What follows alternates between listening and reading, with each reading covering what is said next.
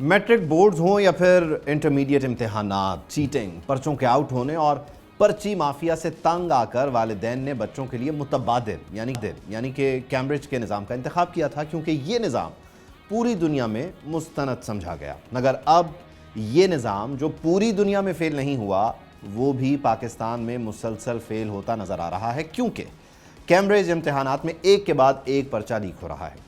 12 مئی کی دوپہر ہونے والا پرچہ شروع ہونے سے قبل ہی سوشل میڈیا کی زینت بن چکا تھا۔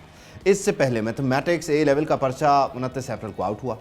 پرچوں کے لیک ہونے کا آغاز بنیادی طور پر 2023 میں پاکستان سے ہی ہوا، لیکن اس بار صرف پاکستان ہی نہیں بلکہ بنگلہ دیش، جنوبی ایشیائی ممالک، مشرق وسطیٰ کے مختلف ممالک، یورپ اور افریقہ میں بھی پیپر لیک ہوئے ہیں۔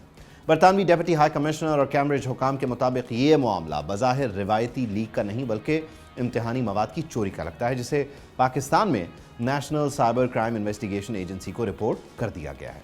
پچھلے سال جون کے امتحانی سیزن میں بھی پاکستان بھر میں کیمبرج کے 3 پرچوں کے کچھ حصے امتحان سے پہلے ہی آن لائن شیئر کر دیے گئے تھے، جس پر کیمبرج انتظامیہ نے ان پرچوں کے متاثرہ سوالات کے پورے نمبر دیے اور طلباء کو نومبر 2025 کے سیشن میں بالکل مفت دوبارہ امتحان کی سہولت بھی فراہم کی گئی۔ 2024 میں اے لیول میتھمیٹکس کا پرچہ سوشل میڈیا پر وائرل ہوا، جس پر طلباء کو ایوریج مارکس کی بنیاد پر گریڈز جاری کیے گئے۔ اس بار صورتحال اس لیے زیادہ تشویشناک ہے کہ پچھلے سالوں کے مقابلے میں اس بار صرف اور صرف میتھس ہی نہیں بلکہ بزنس اسٹڈیز اور سوشیالوجی جیسے دیگر مضامین کے پرچے بھی آؤٹ ہوئے ہیں۔